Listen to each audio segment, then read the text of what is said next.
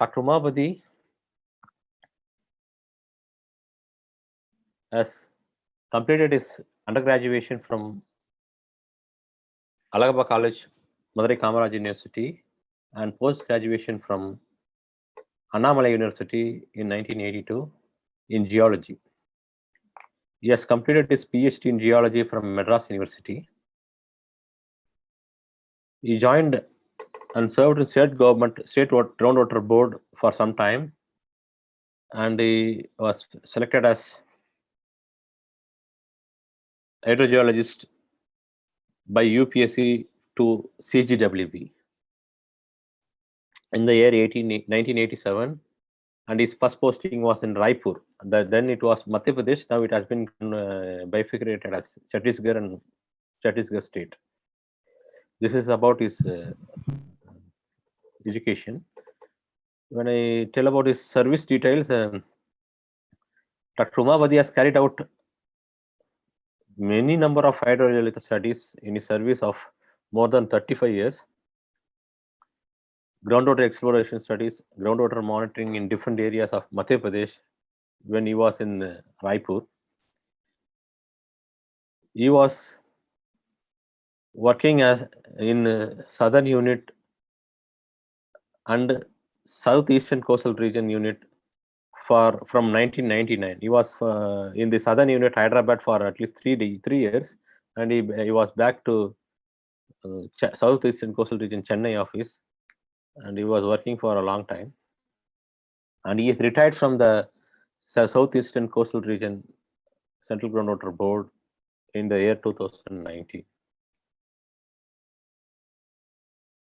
When I talk about scientific contribution of Dr. Umabadi, he has prepared several technical reports. I can say even thousands of reports, brochures, and books during his 35 years of service in CGWB. He has published many technical papers and research papers. In fact, I was also an author with him in some papers also, because he was our lab product in PhD. We were done our PhD together. He was my PhD colleague. He has attended a number of workshops, international conferences, and conventions in his service. He is well versed in all branches of groundwater, any part of groundwater, any geophysical studies, groundwater geochemistry, pumping tests and all, everything he can do. But he made himself more specialized in aquifer recharge studies. That is what his area of specialization, I could say. And he adapted the same aquifer recharge studies for his PhD also. He has converted his findings into the PhD thesis, and it is readily available on the website also. You can see.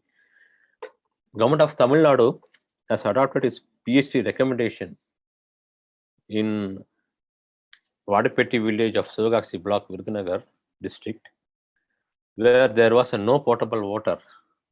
Now it has been a successful technique adopted by recommended by Dr. Umabadi, and the state government has adopted this technique, and there is now a huge number of water flow was there. We'll call it as it is properly known as blue evolution.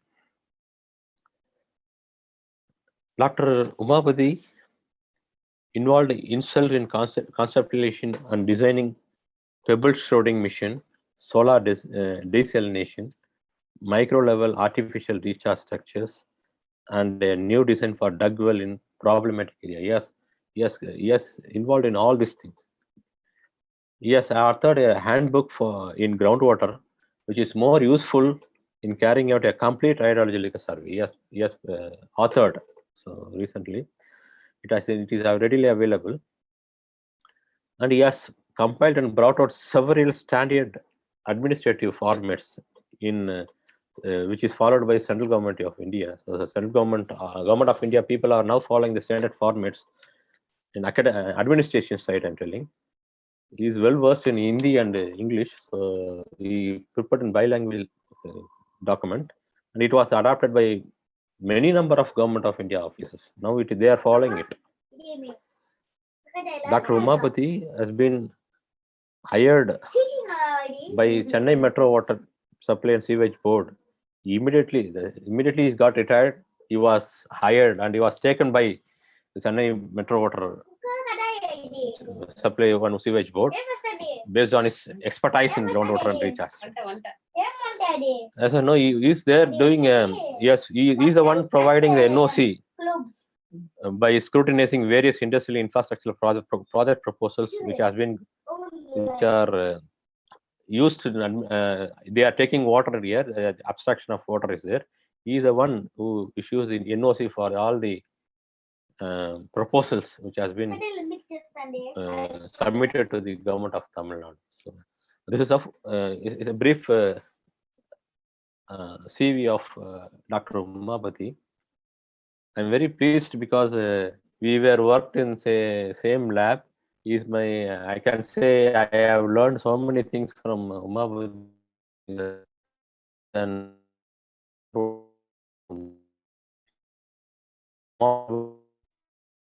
I request Dr. Umapati to take his session, which is on managed aquifer recharge. Sir, please.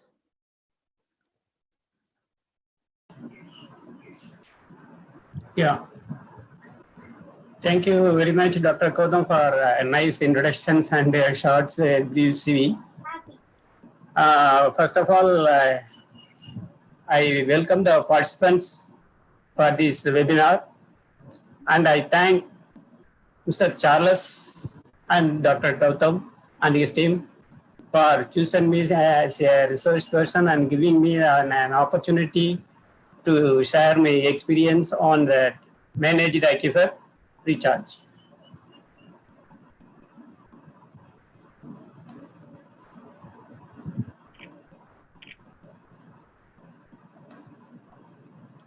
Share the video, sir. Okay.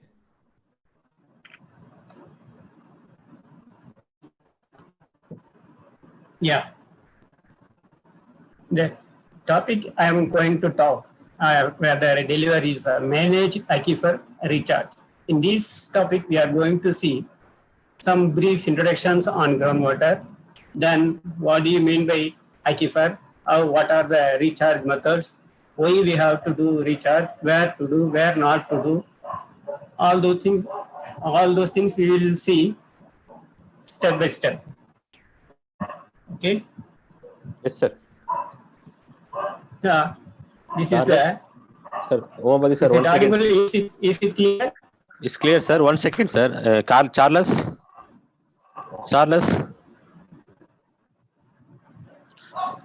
Okay, sir. It is a very much audible, sir. You can go ahead. You can go ahead. சொல்லுங்க sir. Sir சொல்லுங்க. மத்தவங்க எல்லாம் mute பண்ணுங்க. மத்தவங்க எல்லாம் mute பண்ணுங்க. Sir மறுபடியும் release பண்ண சொல்லலாம். எல்லாரும் mute sir. Sir, you can start, sir. Umapati sir, please continue. Okay, yeah. Thank you. So, this is first slide. Let us say it is like here, Pilaya Suri in Tamil. Whatever the general groundwater lecture is there, it starts from this slide. This slide shows that the occurrence of water all over the world, about 97% of the total water available is saline water, which is available in ocean. Only remaining 3% is fresh water. Even the 3% also, it is available from about 70%. Remaining about 29% is underground water, and about 1% is surface water. It's available in the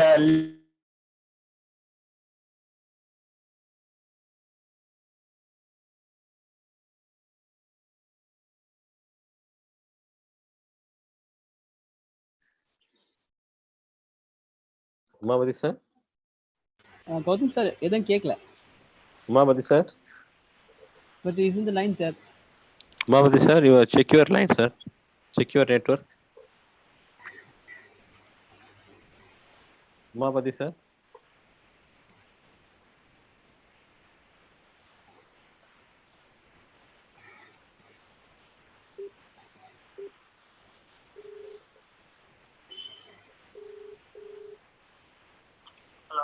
sir line check பண்ணுங்க sir. அப்படியே hold ஆகி நிக்குது, move ஆகல. ஆமா ஆமா internet பார்த்தேன். போடு பண்ணு.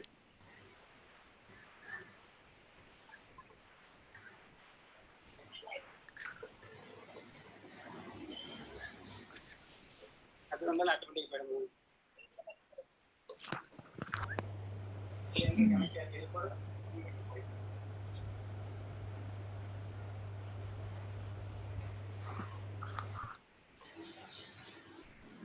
இன்ஷோ போடணுமா?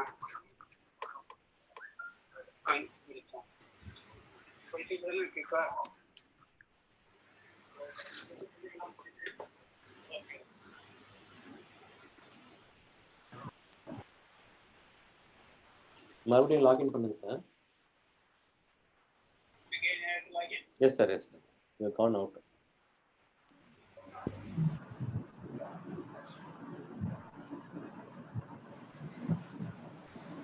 Hello. Yes sir, yes sir. Please tell me. Yes, sir. Right. Now you start, sir. Is there? It is clear, sir. Now it is clear. You share the presentation and you can go ahead.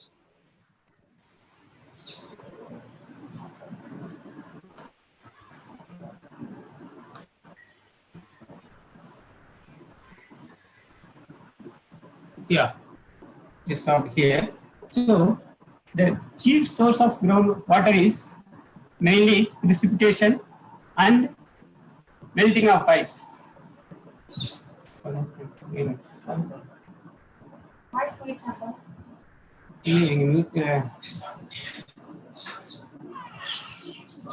Sir உங்க voice கேக்குது sir, ஒன்றும் பிரச்சனை இல்லை sir, கரெக்டாக இருக்கு. Hello. Sir உங்க voice கேக்குது.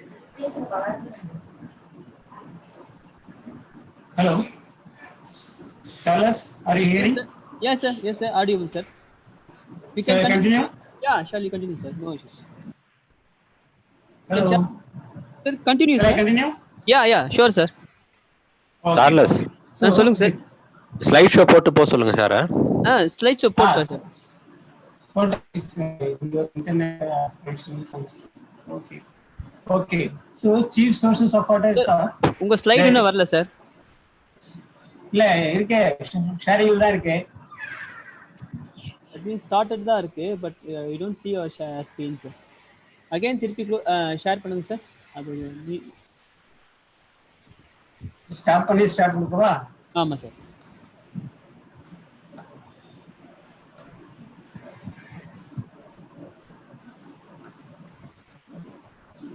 Umapathi sir, நீங்க ஸ்லைட் ஷோ போடுங்க. ஸ்லைட் ஷோ தான் இருக்கு. இல்லையா, பாதி தானே இருக்கு. ரெஸ்யூம் ஸ்லைட் ஷோன்னு போடுங்க அங்க. இல்லைன்னா அந்த லேம்ப் மாதிரி இருக்கு, அதில் போங்க.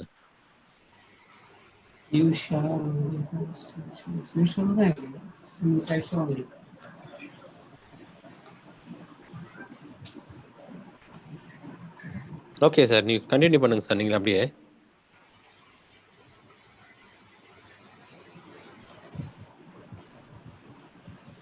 Okay. Now we are here. So the chief sources of water is precipitations and melting from the snow. Once precipitation takes or melting of ice takes, what happens? First of all, surface runoff is generated.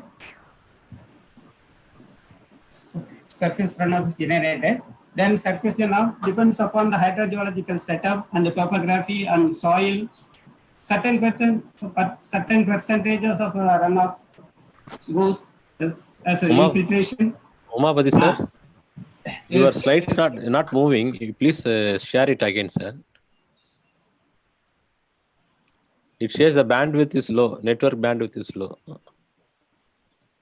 Okay, this one. You share the video PowerPoint presentation. Make it is in slideshow.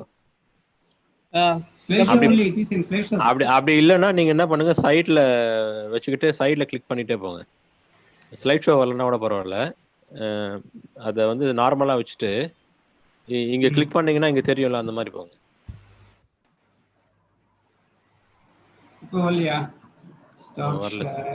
வரல. நீங்க என்ன sir இருக்கீங்க sir? போன்ல connect பண்ணிருக்கீங்களா இல்ல மோடமா sir? ஃபோன்ல இல்ல இதுல தான் இருக்கு சிஸ்டத்துல. உங்களோட இமேஜ் எல்லாம் வருது சார். நீங்க அந்த ஸ்லைடை மட்டும் ஷேர் ஸ்கிரீன் போடணும். அதான் வேற என்னன்னு தெரியல. ஷேர் ஸ்லைடு தான் போட்டிருக்கேன். ஷேர் தான் வருது. இங்க ஷேர் தான் கொடுக்குறேன் நான். வருது சார். இப்போ ஸ்லைட் ஷோ வந்து நீங்க ரிசீவ் பண்ணல. ஆக்சுவலா ஃபர்ஸ்ட் டி சார்லஸ் இருக்கு அந்த சைல்ட் அந்த ஸ்லைட்லயே நிக்குது. அப்படியா?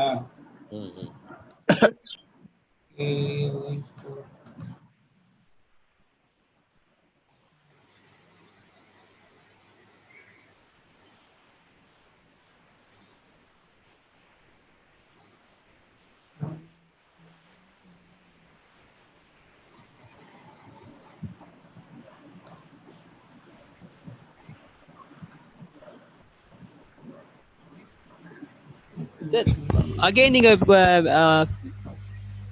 சார் ஜூம்க்கு வெளியே போயிட்டு திருப்பி வாங்க சார், சரியாயிடும். அகைன் ஜூமுக்கு போயிட்டு வெளியே வந்துருங்க. வெளியே போயிட்டு வாங்க. ஓகே. இப்போ ஷேர் பண்ணுங்க சார். வெயிட்.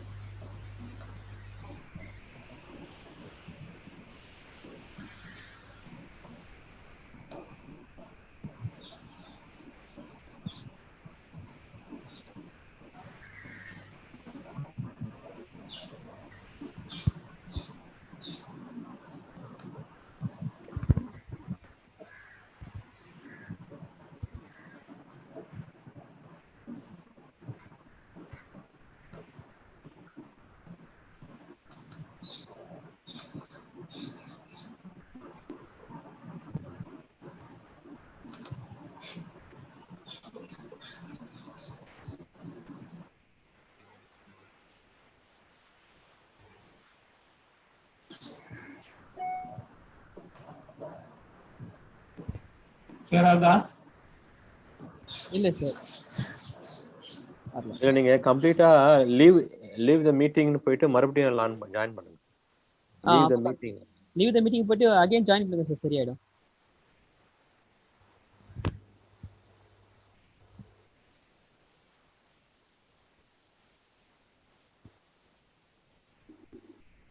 என்ன பாப்பா சாப்பிடுறீங்களா?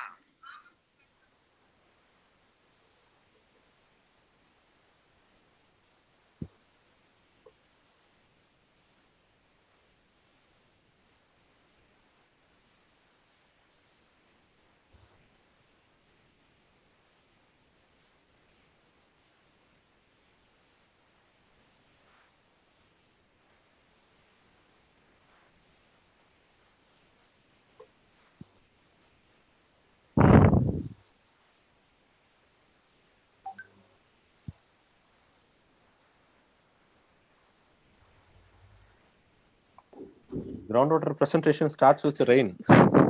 Yes sir. It is raining everywhere in Chennai now.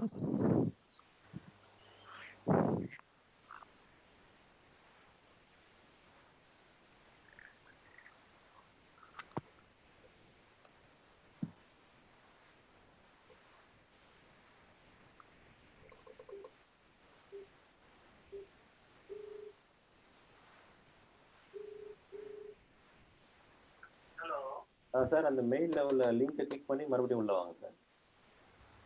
இல்ல அதான் கிளிக் பண்ணேன். அது வந்து ரொட்டேட் ஆயிட்டே இருக்கு, பஃபர் ஆயிட்டே இருக்கு. நெட் இருக்கா சார்? இல்ல நேத்துல கிளியரா தான் இன்னைக்கு. இல்ல இன்னைக்கு கொஞ்சம் மழை பெய்யறதுனால எல்லா இடத்துலயும் அப்படிதான் இருக்கும். இது என்ன போஸ்ட் அட்டெண்டி ஜூம்னு ஒன்று வருது, அது தேவையில்ல சார். அதெல்லாம் வேண்டாம் சார், அதெல்லாம் வேண்டாம் சார். இல்ல லான்ச் ஜூம் மீட்டிங் தான் வெளில போயிட்டு தான் வந்தேன். இப்போ வந்து இது பஃபர் ஆயிட்டு இருக்குது. ஜாயின் ஃப்ரம் ப்ரௌசர் இல்லையே.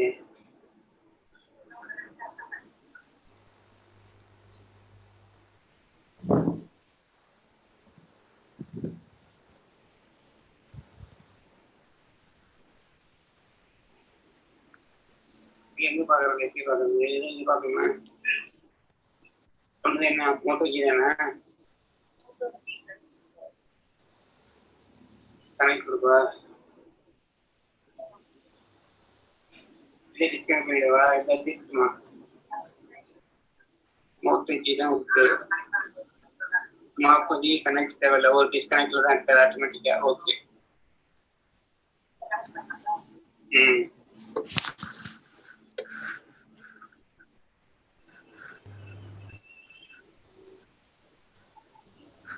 கண்டினியூ சொல்லணும்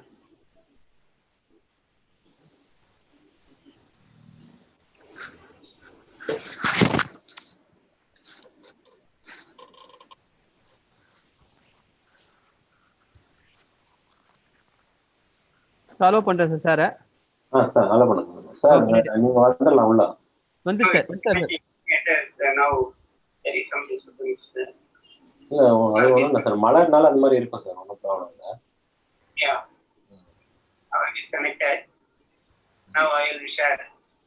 எஸ் சார். சார் இப்போ ஒரு மியூட்ல இருக்கார் சார், வீடியோவும் அவருக்கு வரல சார், எல்லாத்தையும் ஒரு ஆன் பண்ணி சொல்லுங்க சார். வீடியோ ஆடியோ ரெண்டுத்தையுமே ஆன் பண்ணுங்க, எல்லாமே ரெண்டுமே மியூட்ல இருக்கீங்க. Okay. Now screen is appearing. Okay sir. Okay. You are seeing, I could view you clearly. நீங்க இப்ப பவர் பாயிண்ட் ஷேர் பண்ணுங்க. Slide show. Yes sir. Nice sir. Slide show போயிடுங்க. Yes sir, yes sir. Clear, Yes, sir. it's clear Clear. now. You can move the slides and you can start talking. Okay, thank you. Phone cut பண்ணி. Sorry for the disturbance. No issues sir. Raining is the problem sir. Yeah.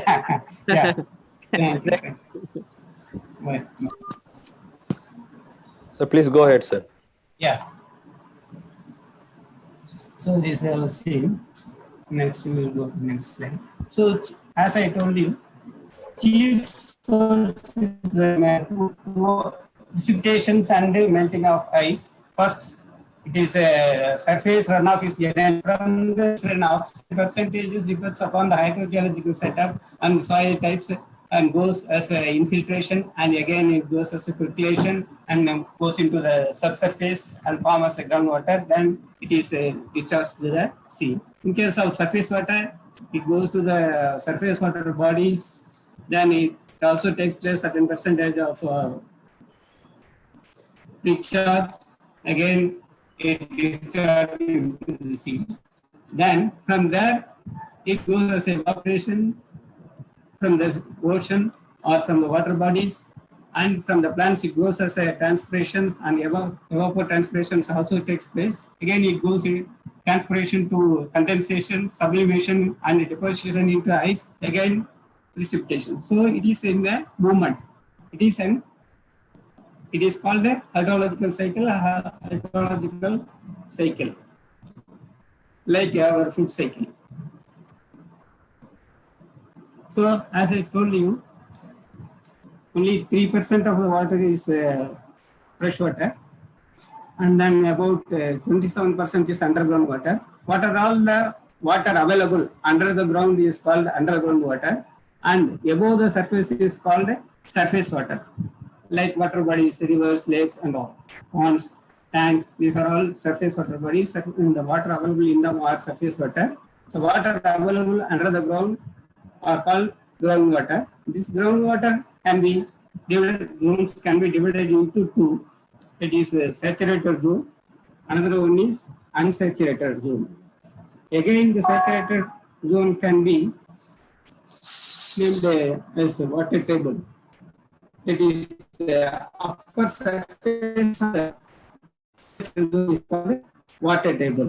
Above the water table, there will be some water due to the capillary action. That is called capillary zone or capillary fields. This is unsaturated zone. Unsaturated zone can be divided into this soil zone or root zone, and this is called waders zone. This is more or less a three-dimensional picture. You can see this water table. Water table more or less follows the topography. This is called the groundwater flow. Then, so I told you from the runoff, infiltration takes place. From infiltration, percolation takes place. Percolated water goes into the porous formations. What are the porous there are spaces in between the granules. The intergranular spaces is called pores. These pores, in these pores only, the groundwater is being stored. There are different types of porosities. You see, these granules are very compact, massive. If you see this one, this granule itself, it is porous. Here, even though the granules are wider, but the granular spaces are wider, but it is filled with small particles, small bubbles. Here, these intergranular spaces are filled with fine materials. This is the granular space porous formed due to solution activities. These are all some fractures due to some tectonic developed due to tectonic activities. These are another type of porosities. This is a freely available in hard rock, single porosity. This is porosity with micro fissures. This is a double porosity. This formation itself porous, and again secondary porosities have developed. These are different types of porosities. Until unless if the formation is porous, no water can be stored, no groundwater will be formed. So now we are going to manage aquifer recharge, that is managed aquifer recharge. First of all, we should know what do you mean by aquifer. Aquifer is nothing but a permeable formations which can store and transmit and yield.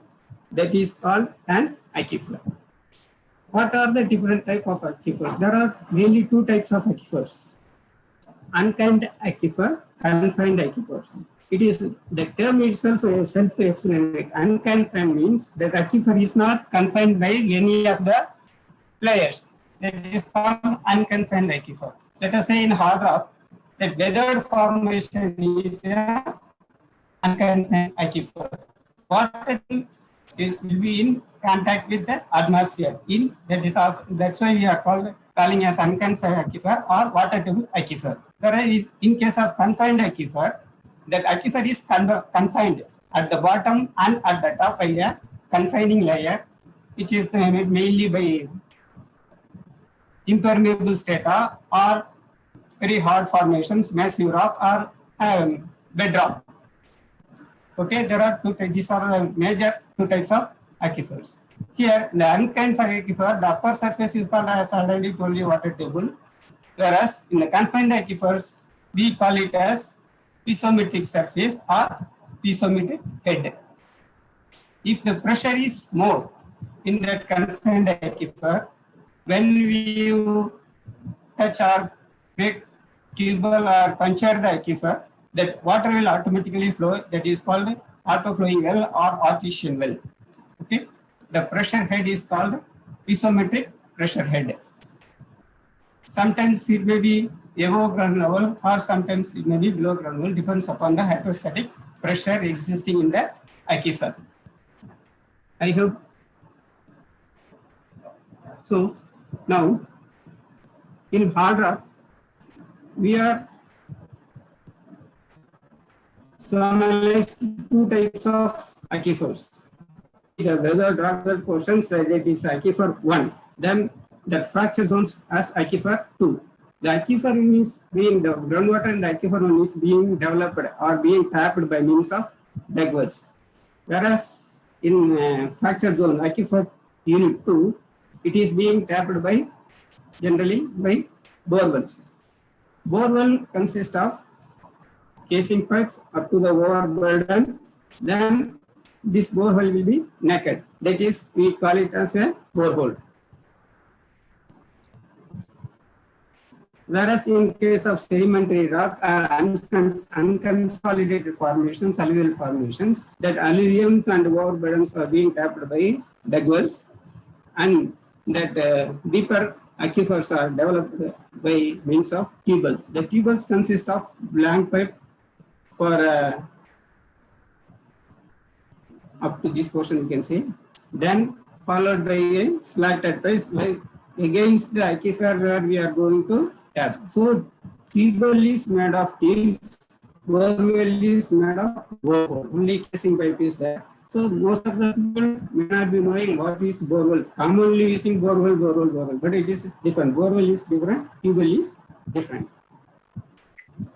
Then now we are going to see what is the importance of groundwater. The groundwater is being used by millions of farmers, and more than 80% of Indian drinking water needs are met by the groundwater.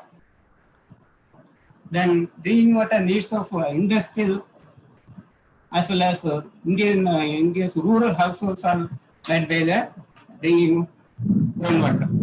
Then it also acts as an important supplement to the municipal water supply in most of the towns and cities. Then what is the problem with the groundwater? The groundwater is over extractions, overuse, because of the explosion of populations, urbanizations, industrializations, the dependence on the groundwater is more. Due to over dependence, what happens? The extraction of groundwater is more one side. Then due to industrializations and urbanization and concretizations, the area exposed for natural recharge is being reduced. Then pollution, groundwater pollutions on the other side.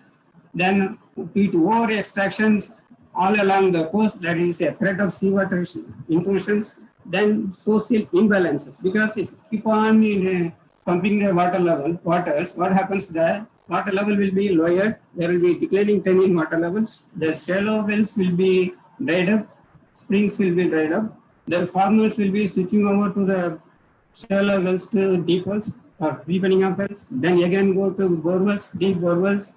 Then centrifugal come to submersible pump. Some submersible come to compressors. But small farmers and other farmers cannot go. Only the high income group or larger farmers can go for this type of, they can switch over to the one structure to the other structure because they can be meet with that demands. But whereas small farmers, they are not able to go for alternate structures or additional structures. So there may be some imbalance be there. So then what we can do for this? How to tie up this? What are the solutions for these problems? First of all, conservation. What do you mean by conservation? Conservation is nothing but save and protect. It may be a conservation of energy, conservation of power, conservation of water. Here, conservation of water. Conservation in two sense here is save and protect the water. Then harvesting. Harvesting of rainwater and use and store. Then managing the aquifer recharge. Earlier, we term it as an artificial recharge. Now, the term is modified, the terminology is changed as a managed aquifer recharge because artificial nobody wants. Artificial flowers, anybody likes? No, nobody likes. So, we changed this terminology to managed aquifer recharge. Managing the recharge of aquifer, then rejuvenating the existing sources. These are the solutions for the problems, threats to the groundwater. Then, what do you mean by managed aquifer recharge? Managed aquifer recharge is nothing but and intentionally making some arrangement in the natural flow of water by means of constructing small civil structures, either it may be permanent or temporary, to augment, to increase the recharge into the aquifer, to augment the groundwater resources. I think I am clear. I will repeat. Managed aquifer recharge is nothing but making some arrangements. It may be civil, it may be permanent or temporary, to enhance the recharge to the aquifer. That is called managed aquifer recharge. Then why we have to go for managed aquifer recharge? As I told you, there is a gap between the demand and supply. Because of that, there is a decline in water table, lowering of water table. There is the threat of seawater intrusions, drying up of shallow wells, and other environmental problems, socioeconomic problems are arising. To avoid, to arrest those things, to come out from those issues, we have to go for managed aquifer recharge or artificial recharge. I think I'm clear. Then where we have to go? Wherever we want, we can go for artificial recharge? No. We have to go the place where there is a need. Where there is a need, automatically, where there is a over-exploitation, where there is a groundwater situation is very critical, where there is a threat of seawater intrusions, where the water table is deeper, even though normal monsoon has taken place, nature recharge has taken place, then also the water level table is deeper. In those places only, we have to go for managed aquifer recharge or artificial recharge. Then, what are the advantages? Why we have to go? We can go for dams or otherwise. Then what is the meaning of going for this managed aquifer system recharge? So there are a lot of advantages. If we go for reservoir lodges, we have to go for a large area. We need a large area. There may be a displacement of people. There may be a submergence of land. There may be some environmental problems. So these are, but if you go for managed aquifer system, these are all micro level structures. We need not have large areas. There is no displacement of people. There is no submergence of land. There is no environmental problem. So these are all the advantages of a managed aquifer recharge system. Then where we should not go for the artificial. Okay, now we have seen where to go, where in this thing. Now, where we should not go for artificial recharge system or managed aquifer recharge. Where there is no need. Where there is no need means their water level is shallow. There we now go. Shallow in the sense that Central Groundwater Board has classified if the depth to water level is 0 to 1 meter, it is classified as waterlogged area. 1 to 2 meter, it is classified as prone for waterlogging. 2 to 3 meter means it is vulnerable for waterlogging. So in these three areas, we should not go for any plan for any artificial recharge or managed aquifer recharge planning. So if the shallow water table is not, what will happen here? So it will increase the soil salinity. Then production, agriculture produce will be minimized, reduced. So it is better to go the water where the water level is deeper, where the water level is shallow, means we should not go for any, we should not plan for any artificial recharge. I think you are clear. Then, what are the studies we have to undertake for planning any artificial recharge? First of all, we should take over geological studies. It gives you what are the geological formations available there, then what type of soil available, it is permeable, impermeable soil, what is the recharge area, what is the discharge area, all those things we will be able to know from the geological studies. Then hydrogeological studies. Hydrogeology gives by means of conducting some well inventories, we will be able to find out what is the pre-monsoon water level, what is the post-monsoon water levels, whether it is deeper or not, then whether there is a need for any artificial, what is the stage of groundwater development, what is the recharge area, what is the discharge area, all those things information we can get from the hydrogeological studies. Then hydrological and hydrometeorological studies. So if you are planning for the area, we should know whether there is a uncommitted source is there available or surplus flow is available or not in that area. We should, first of all, we have to know. So for those things, the hydrological studies will be useful. Then what is the rainfall? What is the rainfall pattern? What is the rainfall intensity? What is the evaporation there? What is the rate of evaporations? How many number of rainy days what is the maximum rainfall in this season occurred, all those things from we know from the hydrological studies. Then we have to conduct geophysical studies. Geophysical studies is throws light on the three dimensions of geometry of the aquifers. What is the lateral position? What is the lateral extension? What is the vertical extensions? Whether is there any fractures? Only two aquifers are there, or only single aquifer is there? What is the geometry? All those things we will be able to decipher from the geophysical studies. Then next comes hydrochemical studies. Hydrochemical studies should know that what is the quality of groundwater. Is there any contaminations? It is already polluted, or how we say all those groundwater quality regime will be able to understand from the hydrochemical studies. Then we have to assess the quality of the source water which are going to be recharged. So these are the major studies. Yeah. நீங்க what are the studies we have to undertake அந்த ஸ்லைட்ல தான் நிக்கிறீங்க? ஆமா. சரி, இல்ல நீங்க வேற slide மாத்துறீங்களா நான் கேட்டேன். ஓகே சரி, please carry on. Please carry on. So these are all the studies we have to under for planning and artificially or managed aquifer recharge. Okay. Then what are the precautions one should take before planning for?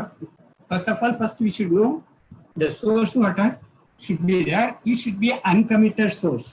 Uncommitted means that existing surface runoff is not meant for some reservoirs or some tank or some lake or pond. So if it is there, means we should not go for any structure there. So because it is already committed to some source. So first of all, you should know there is a precaution. These are one of the precautions. Second, that intended source water should be free from pollution. Because once you recharge the polluted water, the aquifer will be polluted. So it is not possible to retrieve the aquifer or free from the pollution. Then the water should be, the intended proposed source water should be free from silt. Silt-free water should be there. These are all the three major precautions you have to think of or take. Then need for implementation, pre-implementation data. Okay, you have conducted all the studies, you have gathered all set of data, you have designed the structure, you are planning to go structure in this area like. But before that, we have to establish observation beds. Depends upon the structures you are going to plan in the upstream side or downstream side, which number of structures should be more, whether it is in the downstream side or upstream side, depends upon the structure you are going to do. But before implementations, we have to collect water level data continuously, chemical quality data continuously, and other statistical data regarding that cropping pattern, pumping pattern, then time crops, and hours of pumping, all those things we have to get. Because after the implementations, once if you want to assess the impact, until unless you have the pre-implementation data, you cannot come to a conclusion there is an impact. Either there is an impact or not, until unless you have the pre-implementation data.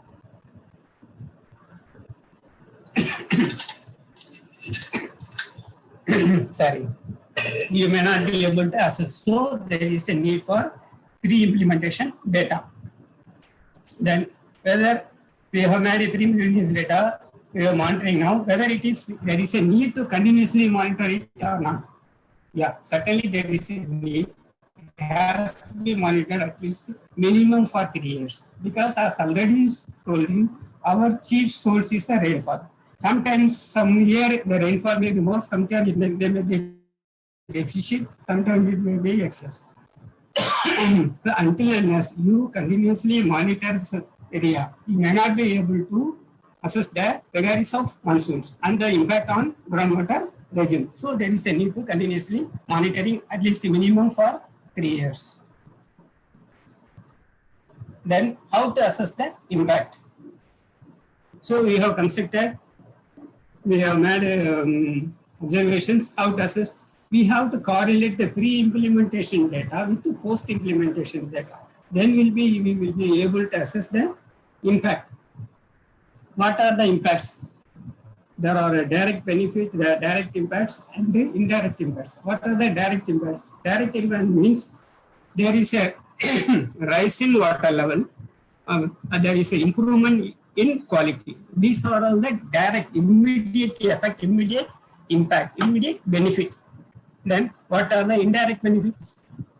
So once the water level rise means, what are the implications of this? Once water level rise means, so there is a build-up water column. So number of hours of pumping, the sustainability of the well will be increased. If it earlier it was running for 3 hours, 2 hours in summer, after the implementation of this structure, if the structure is successful, it will run up to 6 meters, 6 hours, 7 hours. So sustainability will be increasing of wells.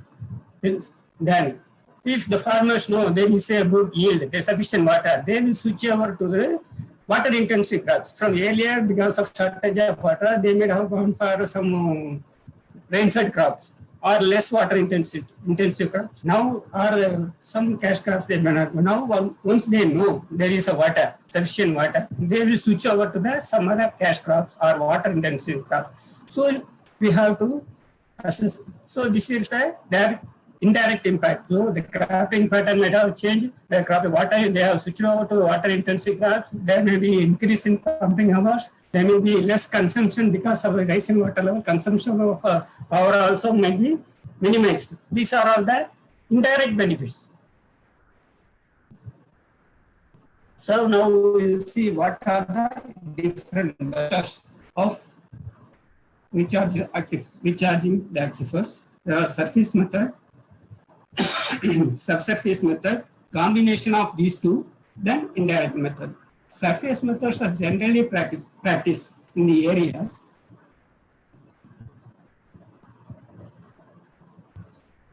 where there is a permeable soil. There, okay. Subsurface structures are constructed where there is the impermeable soil.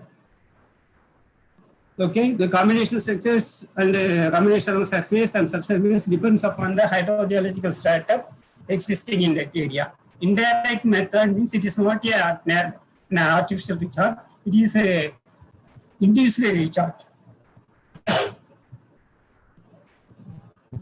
So I told you surface method, subsurface method. Surface method are all the surface method where these structures can be adopted. The surface method in undulating terrains and gentile slope and plains, contour bunting, contour trenches, ditch and furrow methods, flooding, basin methods. These are all the methods being adopted in gentile slope and plains, more or less plains. In the first order streams, Calyplex and Cabian structures are being constructed. And in second and third order streams, check dams and percolation ponds are constructed. Then subsurface method, what are all there?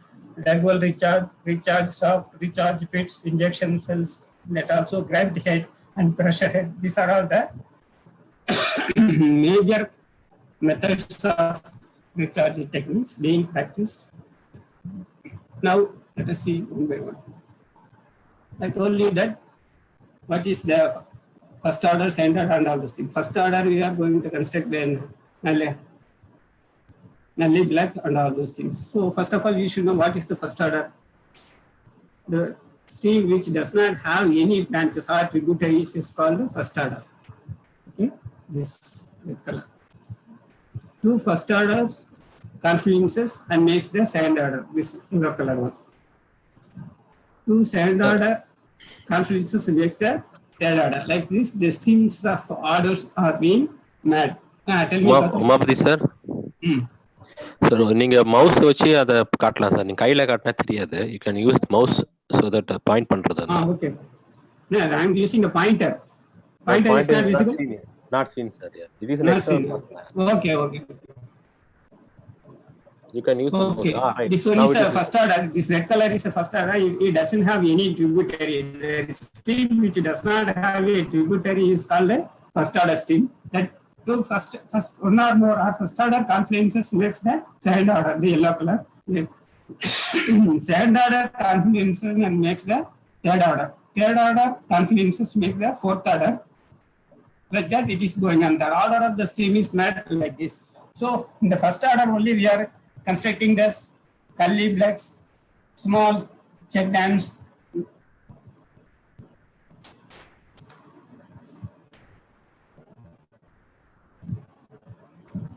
So now we'll see what are the factors deciding the suitability of the methods. So which type of structure can be constructed where? Which type of structure cannot be constructed? What are all the prime factors deciding those things? We'll see that. First, the quantum of water available. As I already told you, the uncommitted source. Then rainfall pattern. Then land use and vegetation existing in the area. Topography and defined terrain profile. Soil types and depths. Thickness of weathered or granular zones. Hydrological and hydrogeological characteristics. Then socio-economic conditions, infrastructure facilities available in those planning area. Environmental ecological impacts are expected impacts of the scheme. These are all the factors deciding that which type of structures are going to be constructed. I will discuss along with the type of structures, we will describing the type of structures.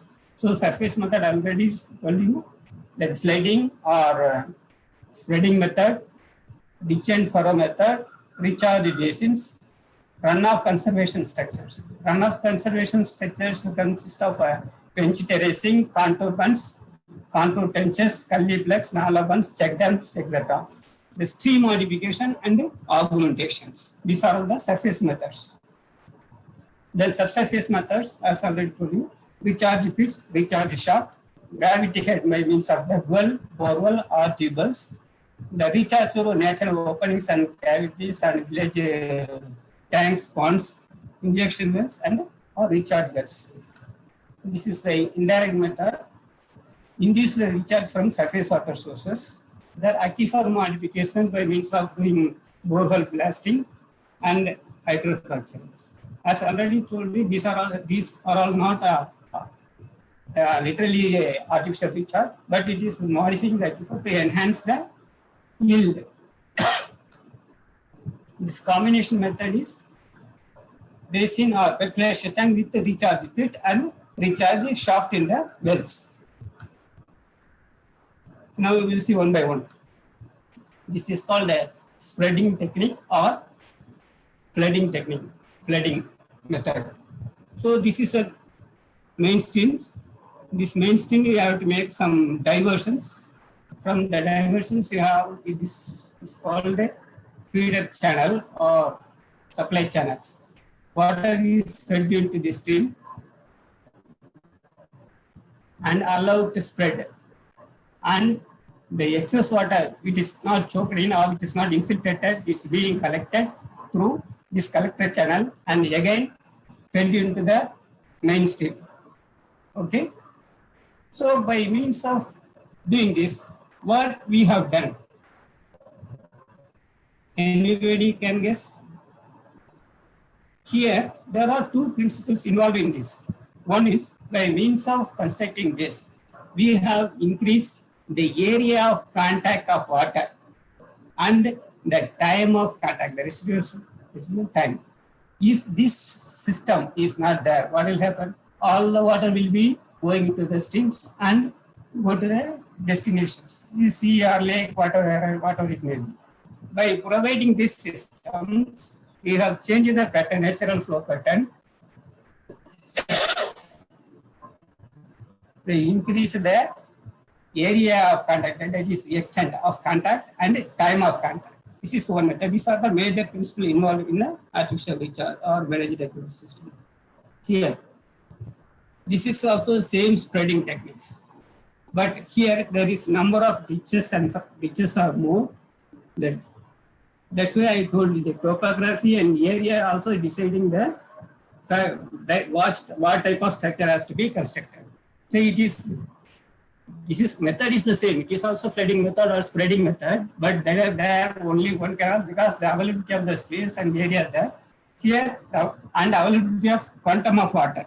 These are all, so these are all the deciding factors. Here you can see number of ditches spreading for spreading, and but only one for collecting the excess water.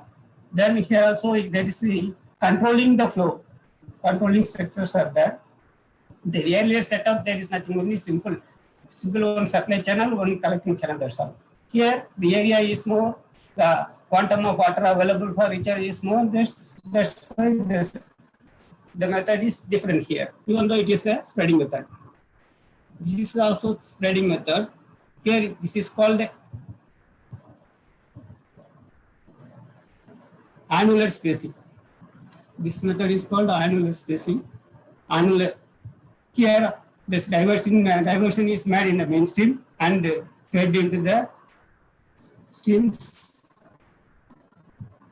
Here, again, it will be going, recharging, and again it will be collected through some collected canal, and excess water will be fed into the mainstreams. This is called a tenditic flow pattern, tenditic pattern or tenditic spreading techniques. Here, there is no collector channel to collect the excess water. So we have to control here itself the flow of water into this in the system, means that what are all the water it can be soaked in, that much of quantum of water only allowed. This is called the contour pattern of a ditch and parameter. The contour, all geologists may be knowing that it is equal elevations. So the ditches are made in the equal elevations. The diversion is made here. Water is fed into that contour ditches, and it is allowed to infiltrate and circulate. The excess water again automatically will go to the main. These are the spreading techniques. So where these structures can be constructed means where there is a permeable formation, permeable soil there only this type of surface techniques can be adopted. Then one more criteria is where the water level is low, water level is deeper, that is in post monsoon, the water level should be at least more than 4 meters. Why I am stressing it is the post monsoon, it means even though rainfall has taken place, natural recharge also has taken place, then also there is an unsaturated zone. The water level has not come up to the required level. So that's why we have to consider the post-monsoon water level for assessing whether there is a need for recharge, artificial recharge or managed aquifer recharge is there or not. So post-monsoon water level only we have to take it for consideration. Then this is the basin technique.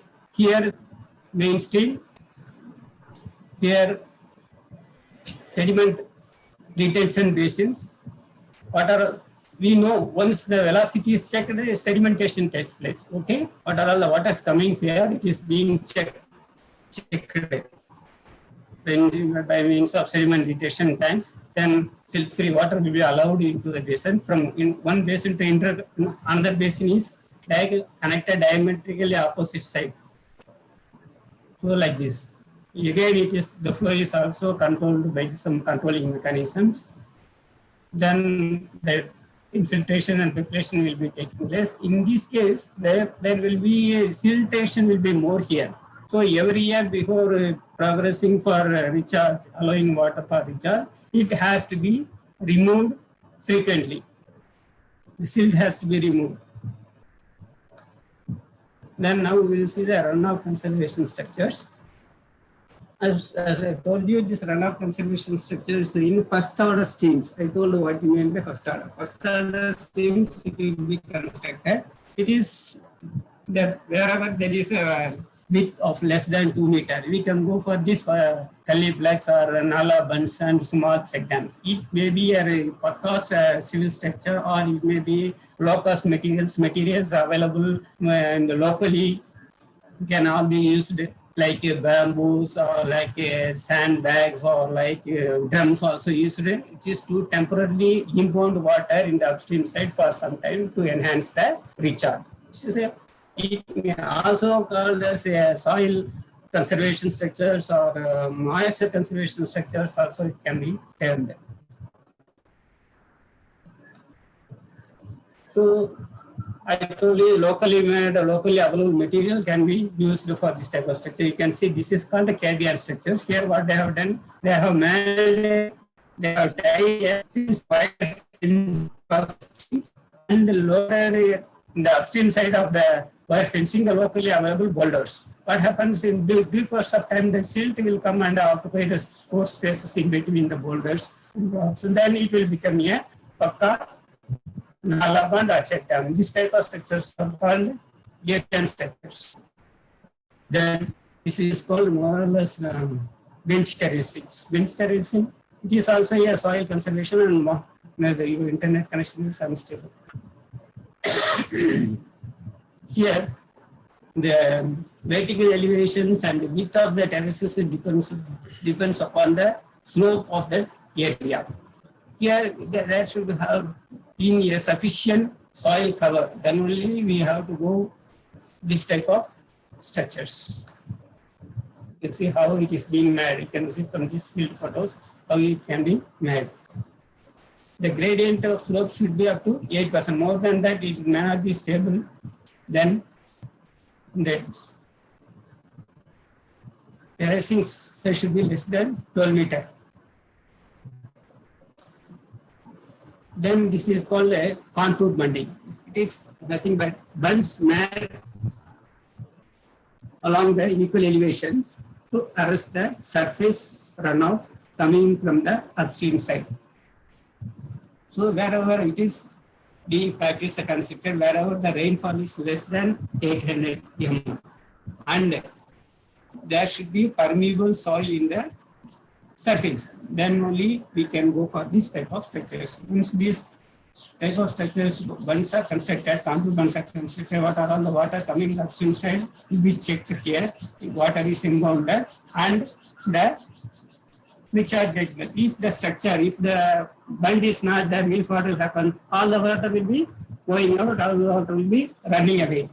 So this will be impounding water. By means of impounding water, what happens? The area of contact is increases, the time of contact also increases. Then comes that how many numbers of bunds we can make. What is the interval? If the formation is highly permeable, the distance between the two bunds can be more. Whereas if it is less permeable or moderately permeable, the distance between the bunds should be less. Why so? Because the principle in this here, before attaining the movement to wash away the bunds, it has to be checked. So in case of less permeable formations, if you give longer interval, what will happen? The water will get momentum because then there may not be much infiltrations, that they will get momentum and wash away the bund. So it has to be checked frequently so that what the contour bunds should be nearer, closer. Whereas highly permeable formations, because the water will be, once the started runoff means it will be backloaded. It will not get that much momentum to wash away the bunds. So it can be wider, the distance can be wider. Okay, is it clear? I think it will be clear. Then this is also contour trench. In contour bunds, we are making bund along the equal elevation, whereas in contour trenches, we are making trenches along the equal elevations. That is the same principle, but in that case, it is a bund. In this case, it is trench. Here also, the water can be constructed in the slopy area, gently sloping areas, barren lands. And this is also to collect the water in the upstream side. You can see the field photograph of a contour trench here. This is a contour. This is contour trench in a field. So these trenches need not be a continuous. It can be also a staggered one. You see how the staggered trenches are being constructed in the field. Here, you can see here how the water is filled here. Here, not only This is the farmers. It is being used by the animals. The water stored in this Sangan pit is used by the animals also. So here you can clearly see how it is being constructed. Here it is sloping like this, like trapezoidal. So why it can't be a vertical? Why it is sloping? If it is vertical, if the surfaces are, if it is vertical, what will happen? So it will not stand. It will not stand for long. It will collapse. So the surfaces, the sides should be in slope like this. Then one more other advantages in this, the surface area of contact will be more by doing this slope. If it is vertical, the surface area of contact will be less. Then, as I told you, the percolation pond. Percolation pond is constructed in sand and the third order seams. Then, what is the difference between a pond and a percolation pond? The purpose itself different. Pond is made to collect water, store water, and for multi-purpose. Whereas percolation pond is there, it is to collect and recharge the groundwater. That hydrogeological setup is different for pond. For hydrogeological setup for percolation pond is different. For pond, there should be impermeable formation at the surface or at the bottom of the pond. Whereas in percolation pond, there should be permeable formations to allow the water to penetrate into the aquifer beneath. Okay, so these percolation ponds can be constructed either in the stream itself or by the side of the streams and by taking some transport mechanism for allowing water into the streams. One more thing here, there should be a beneficiaries in the downstream side of the percolation pond because the groundwater recharged should be used by the farmers or some other purpose. It may be for drinking water supply system or anything. So there should be beneficiaries in this downstream side. So downstream side are the actual commands. Even for tanks and all, there may be commands. For here also, percolation ponds in the downstream side, there will be commands. Mahapati sir. Tell me, sir. Sir, it is already 3:40, sir. Please rush up, sir. So I will rush through. Yes, sir. Okay, this is a field photograph of percolation tank. This is also one of the schematic diagram of a percolation pond constructed in basaltic. You can see the groundwater flow here, percolation pond. This is the pond, then ground recharge flow, groundwater flow, and beneficiaries in the downstream side. This is a field photograph taken from Virudhunagar district in a percolation pond in Virudhunagar district. So, the case study, you can see, we have constructed one percolation pond in Chennai itself, that is in CLRI, opposite IIT Madras. You can see the impact on, prior to the construction, you can see the water level was deeper. That is in the month of February, 8 meter. Then it also going up to 11 meter. Once the structure was constructed, you can see here how that is a rise of about 4 meter. And it has not gone down below 7 meters. In the next period, it again increased. It has come more or less 2 meters. So this is the direct impact of construction of percolation pond. Even in the city itself, we have constructed. Then stream modification. So these are all the small techniques constructed to increase the time taken to travel. You see, if you see here, this stream, if these structures, the finger dikes or hook types levees are not constructed, means what will happen? So the flow will be straight. The flow, after construction of this, the flow has changed its directions. So to travel this distance, it has taken much time. So these are the stream channel modifications. Even some of the cases, they make some stream widening of streams and make a small streams. Inside the stream, they make a stream. Then sometimes they make some low head check dams to enhance the recharge. These are all the stream channel modification being practiced. Then subsurface techniques.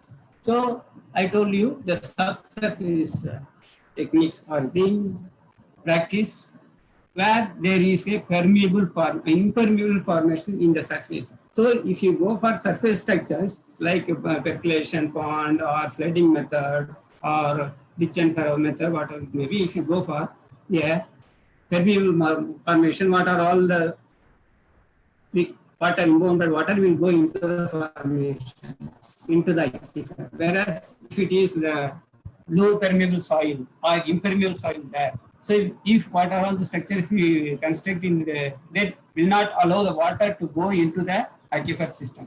So in those areas we are going to go for recharge pit. You see here, this is the impermeable formation. If this pit is constructed, what happens, what are all the water impounded is having hydraulic connectivity with the aquifer beneath it. If it is not there, what will happen? If it is restricted up to this level, so there may not be any hydraulic connectivity between the water stored in the structures and the aquifer. So by means of putting a pit, so hydraulic connectivity is established between the water stored in the structure and the aquifer beneath it, permeable formation. Because of this, percolation takes place. You can see this is called recharge mound. Water table is built up, recharge mound is generated. Here, these recharge pits can be constructed where the thickness of the low permeable or impermeable formation is within 2 meters. So if you see the thickness is more than 2 meters, then we have to go for recharge shaft. Recharge pit. So up to this meter means up to this level 2 meter means we can go for recharge shaft. If it is more, we can put a recharge shaft. Recharge shaft, it can be either borehole or dug well to have connectivity of stored water with the aquifer below. So these are all small recharge mounds generated in the aquifers because of by means of constructing the recharge shafts. This is the gravity head recharge. Already existing structures, dug wells can be used for recharging the aquifer. The source may be from the external sources, some tanks or water bodies. From there, you can bring it by means of some conduits. It can be allowed by means of controlled by means of gate wall. Depends upon the water availability, depends upon the intake of water in the structure. And these are the plan and sections. This is the existing chambers, and this may be a dug well or this may be a bore well. Then these are all injection wells. This is the most complicated process because we have to inject with high pressures. It needs all mechanism for compressors and injections, and all these things are required. We have to construct a recharge tube wells, and we have to pump depends upon the pressure existing there. This is the recharge through injections. Then indirect method. So as I told you, it is not a recharge method, it is induced. If you see here, this field, here the groundwater is feeding the river. Once if we construct a well, a tube well borewell, that river water started feeding the groundwater. So it is not a recharge system, it is the indirect method or induced recharge or enhancing the reservoir, groundwater reservoir. This is called induced recharge or indirect method. Then as I told you, it is to enhance the yield by means of borehole plus. These are the different techniques, different schemes for aquifer modifications. Another method is hydrofracturing. This practice generally It is practiced generally by the thought, but CW is not practicing this hydrofracturing. This method is followed in dot board, Tamil Nadu Water Supply and Drainage Board, to improve the yield in the boreholes. These are all the another different types of inflators to use the fracturing. Then combination method. So as already told you, surface techniques and subsurface techniques can be combined. You see, this is a pond. Pond is constructed in surface method or percolation pond, you can say. If there is a clay veins, then water in this will not go into the system. So what we can, how to modify this? So we have to construct a recharge shaft here. So then automatic what will happen? The recharge the hydraulic connectivity between the water stored in the system and the aquifer will be established, and the water will be getting recharged. Okay. Then how they have raised this structure up to this level? Why not they have restricted up to this level, ground level or bed level? By means of constructing up to this, they have maintained the purpose for which the pond was built. Up to this level, no water will be going into the groundwater. Only the excess water will be going into the groundwater. One. Another one, there will not be silt or any other deposits will be directly going into the systems. It will be stored, it will be silt, it will be deposited, only silt-free water only will be entering the water. So like this, the modification of existing tanks and ponds can be also converted into recharge structures.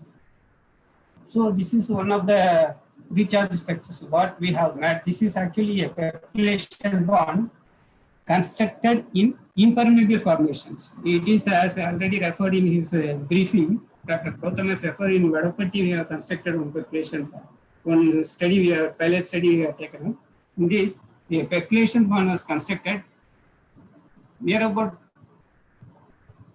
Dharmaburi and Murudanagar, Sivaga, and all those areas. They have constructed a percolation pond and drought area development under drought area development program. The percolation pond. Actually, it has to be constructed only in permeable soils without applying those things. They have constructed in the impermeable soil, so it has defeated its purpose. So if it is permeable means it water will, what are all the water inbound, it will go into the system, groundwater. It is constructed in the impermeable soil, black cotton clay soil. So what it was not serving the purpose. So we started we planned to construct a recharge shaft with the lateral extension of boreholes to connect the existing fractures in that. So all the studies, the geological studies, geophysical studies, everything we have conducted in this before selecting this pond, this percolation pond for this establishing a recharge shaft there. Then we have constructed. You see, we have made circular cum rectangular type of structures because the rectangular type has more open surface area for exposed to the surface area for fractures. So we have to withstand the pressure of the loose formations or overburden, made a circular cum rectangular structures recharge shaft there. Then what was the impact? So there was a change in cropping pattern. Okay, area shown in principal crop has increased. Rabi crop has increased by 16%. And Kharif by 29%, and in summer also there is increase in cropping pattern by crop area by 18%. There was an increase in sustainability of pumping. Pumping hours also increased in all the 3 seasons. Then total irrigated area also increased after the construction of that recharge shaft in the structures. Then we have made zonation of highly influenced area. It is found that up to the 250 meters from the recharge structure, that is the shaft, there was a highly influenced 250 to 500 moderately influenced. 500 to 750 it was feebly or weakly influenced. This is correlated with the hydrograph. You see, this is the water level hydrograph of percolation pond on the water level. Then these are all hydrograph of observation wells. So within the 250 meter, the hydrographs more or less followed the hydrograph of the well, percolation pond. In moderately influenced zones, only second part of later part of the area is followed the hydrographs of the percolation pond. Whereas in the weakly or feebly influenced zones, only in the later part, last extreme end, only followed the water level trend of percolation pond. Then we assess the quality of groundwater also. You can see about 80% of the wells were influenced. There is improvement in quality. You can see the quality of water. EC was up to 8,000. Now it has come to less than 4,000. This is pre-implementations. This is post-implementation. So 80% of the, we have established about 27 observation wells. In 80% of the wells, there is improvement in quality. So what are the highlights? What are the socio-economic impact of constructing those wells, those structure? Earlier, the wells were abandoned, so there was no yield. Yield also very poor quality. So now they know the quality has improved. So now abandoned wells, they have started rejuvenated and started using. New wells have come up in that area. First, when we are choosing for this land, because land was very uncultivable land around the structure. There was uncultivable land around the structures. After that, the landscape is completely changed. More number of cultivation has taken place. Earlier, the women working in the field were taking water from the house to the field. Now it has reversed. They are taking water from ground, from the well to the house. Though it has become an eye-opener. It has made a blue revolution in that village. Then what happened? As usual, that they started taking water, transporting water from this well to Sivakasi, nearby town Sivakasi, for selling water. Then now we will see the groundwater conservation techniques. So this is not more or less a artificial recharge, it is more or less a conservation technique. This is a subsurface dike. It is this dike, but it is constructed under check dam. It is constructed above the surface. It is also a check dam, but constructed beneath the surface. It is constructed. It has to be constructed. It's not up to the ground level. When there should be 1 meter, it has, the construction should be restricted 1 meter below the surface. Here, what are the selection criteria? That bedrock should be shallow, or permeable rock will be shallow, you can say within less than 4 meters from the ground level. Those areas we here, you see, these are all some habitations. Some habitations will be here. So only for some certain periods, 3 months or 4 months, water will be there, groundwater will be there. After that, there may not be water.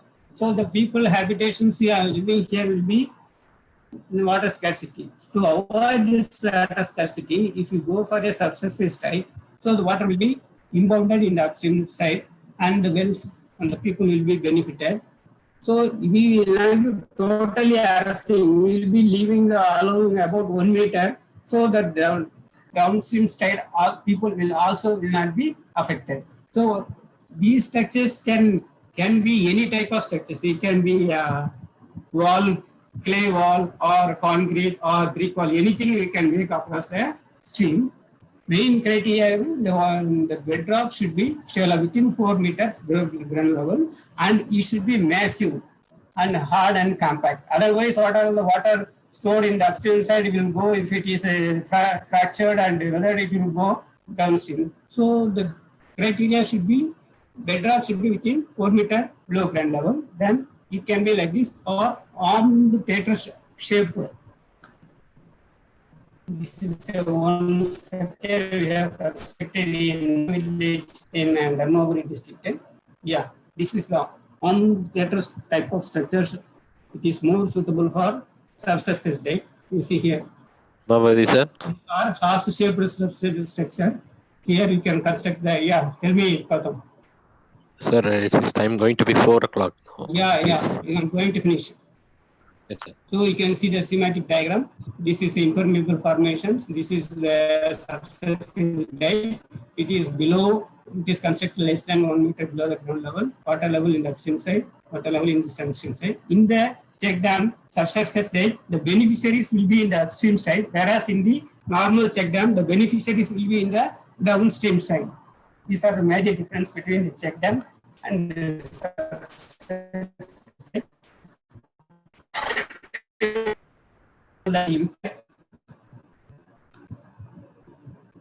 Okay, thank you very much for your patient hearing.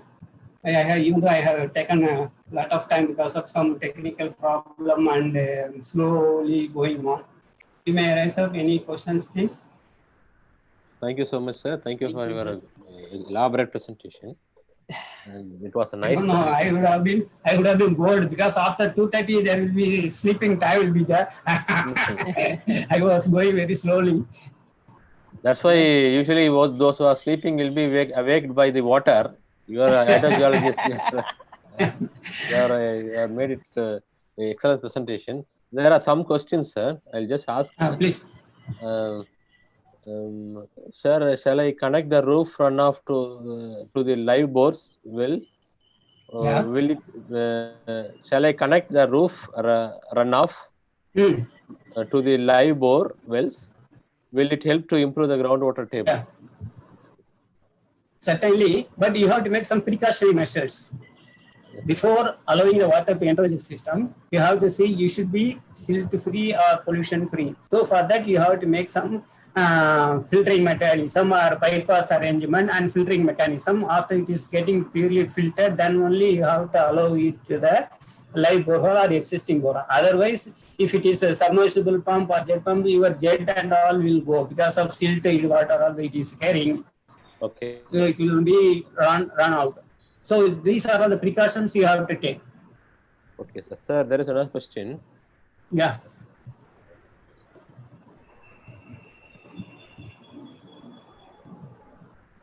Tell me, sir. No, one minute.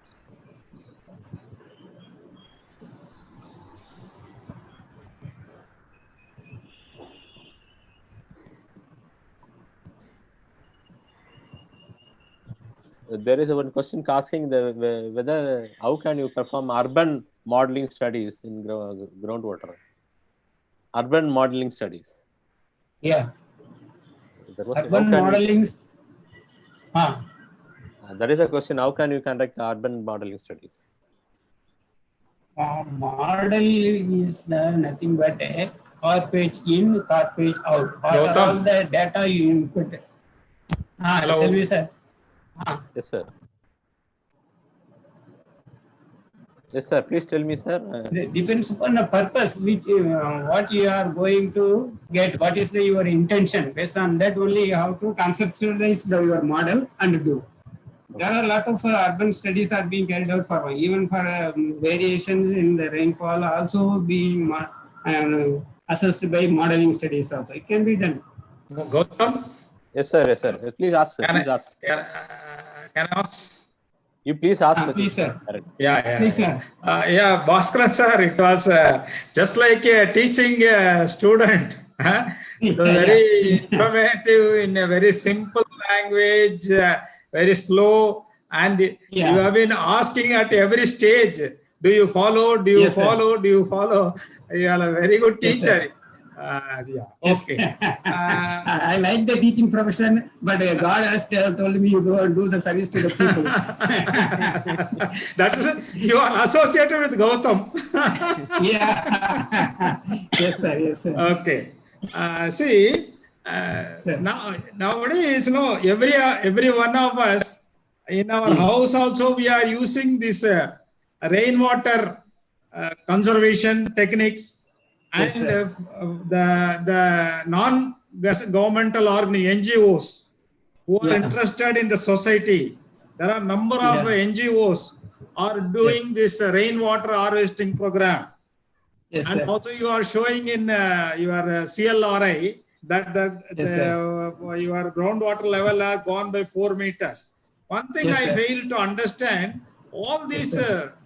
structures, whether it is, say, for example, I may put a rainwater harvest in my house, my neighbor may not put. But Yes. so how it is, and also the NGOs are all claiming their this rainwater is. I have been associated with certain works. Okay, So sir. they are putting in the first order rivulets, check bunds, and they are Yeah. putting some wells, so recharge, Yeah. and they claim that they have changed the agriculture pattern. But I wonder whether these local arrangements, unless the groundwater level comes up, the total area, how they can change the ground, rather the agriculture pattern. This I am not understanding. Can you please clarify? Yes, sir. If the individual structures are being constructed or modified as a recharge structures, it may not work holds good. Or watershed basis or village wise, if they do, then only it will have an impact. Otherwise, it will be locally mound will be created. It will be dissipated. That's all. Altogether, all the people are, if you take a micro watershed or a watershed, then only it will give very good effect. The visualization can be done, or change in cropping pattern all will come, because I have taken this for a population one. The radius of population, influence of population once comes about 750 meter. So in those areas only I have explained, because it is a huge structure. So very huge recharge shaft is made. The impact also will be more. If you go for small boreholes, means if it is continuously covering large area, one layout or one big area is all the structures are being made as a dual purpose structure, then will be the impact will be more. Otherwise, it will be only localized. Only small mounds, recharge mounds will be created. That will be stay for. It will dissipate immediately. One more thing, I have come across certain NGOs. So they put this artificial check band, and they put some wells before towards the upstream side. They put a well, and the water is collected. The other places, they put a borehole in that well, and they call as an injection well. Is it? But you are showing injection well requires a lot of arrangements and all. I don't know whether it is an injection well or simple collecting borehole. That's why I told you, there is a mistake in terminology. I told you nobody knows what is the borehole, what is the table. So like that, what is the injection well? Injection means we have to actually mechanically literally inject. Actually, this is the gravity head. Actually, they don't know the gravity head and those technical terms they don't know. Simply they say injection wells. Actually, these are all gravity head wells. Isn't it? Why they are going for this well mean? I have already told you, if the thickness of the impermeable formation is more. So what are all the, if you put a pit of 1 meter, 1 by 1 cubic meter pit, water will come and collect, it will act as a mosquito breeding center. It will not recharge until unless you establish the connectivity, hydraulic connectivity between the aquifer beneath it and the recharge pit. So for that purpose only they are putting a borewell or tubewell. Then only the water all collected in the pit, it will go to the aquifer. That is not an injection well, that is called gravity head well. Okay. So my last question, so is these check dams and this artificial recharge, rather the pits I will call, if you put all along the first order stream, will it help in raising the groundwater level of the area? certainly, sir. What happens, na? That structure is very small. It will inbound to very small area only. So it has to be constructed at frequent intervals. Yes, and 100 it meters. has to be 100 meters. yeah, and it Yeah, we has are to doing be that. desilted. It has to be maintained, and then only it will Okay. hold water. Otherwise, it will be silt up, and water will be cascading away. Okay. Thank you. I will call you Welcome, later. Personally. Welcome, sir. Welcome, sir. I'm always ready, sir. Thank you. Thank you. And Thank you. Sridhar, any sir. other questions, sir? Thank you. Sridhar, Thank you. sir. Thank you, Gautam sir. Thank you, sir. Thank you. Sridhar, sir. Yeah, Gautam. If you want to ask, please ask the sir. Please. Good afternoon, Dr. Umapati. I'm Dr. Sridhar. So what about Good afternoon, sir. Umapati? I have some couple of questions with you. Yes, So you're sir. telling about the impact studies, no? Yeah. What is the duration of the impact study you have done? Periodicity, like 2 years, 3 years, 4 years, 5 years. Yeah, minimum 3 years is required. I have done only for 2 years. No, it is showing you 1 year. Your graph, if you take Yeah. Here 2000 I have only for only 1 year only, because Okay. that. In what frequency? In what frequency? frequency, periodicity. Okay. Every month we have taken for monitoring of water levels and quality. We have water level. We have taken every monthly water level we have taken. No, that is for a year.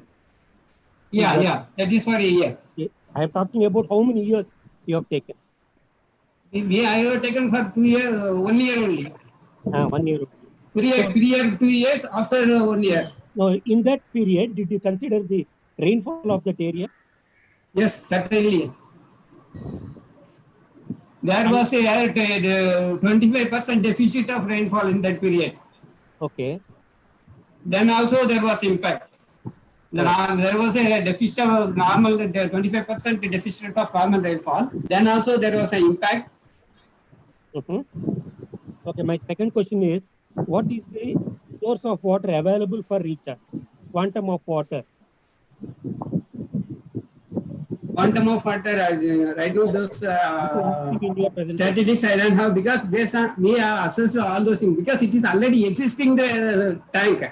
Existing population one only we have constructed. No.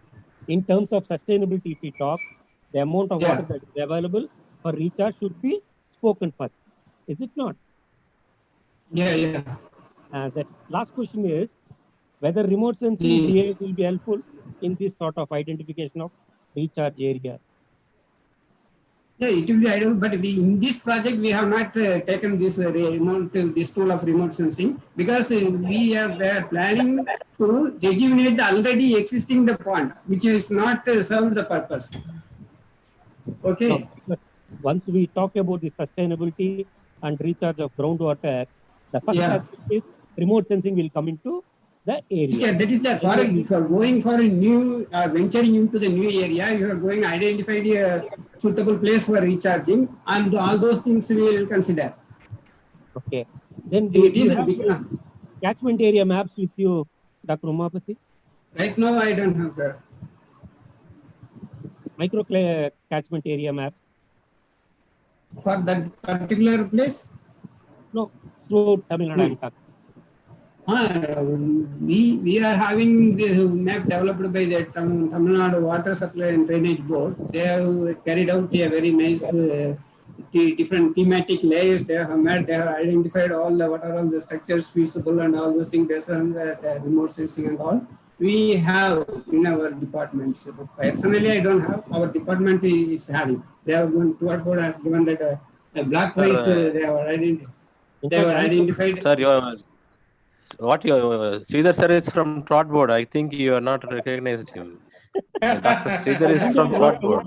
Yeah, I know. I recognize you know. his voice. Yes, sir. I know. I recognize his Yes, voice. that's what. Yeah. I don't want to expose it, because he has not exposed it. I don't want also not to expose it. Okay, I know him fine, very fine. well. I know him very well. He knows me very well.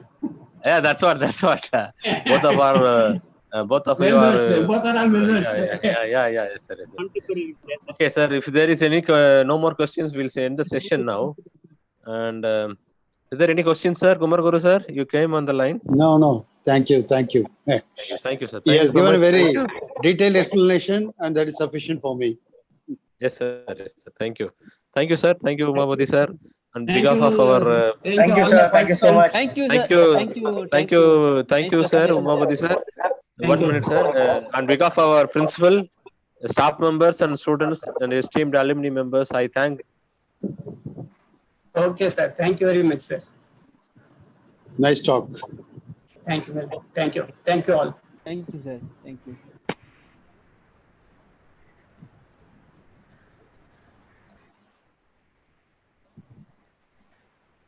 So the meeting is over. I don't know, sir.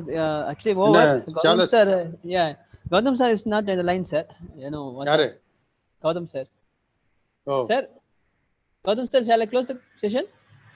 Sir Umapathi sir போயிட்டாரா லைன்ல இல்லையா அவரு இருக்காரு பார்த்தனே இப்போ இருக்காரு Umapathi sir Okay, I just want to thank him. It's a formal thanks I have to say.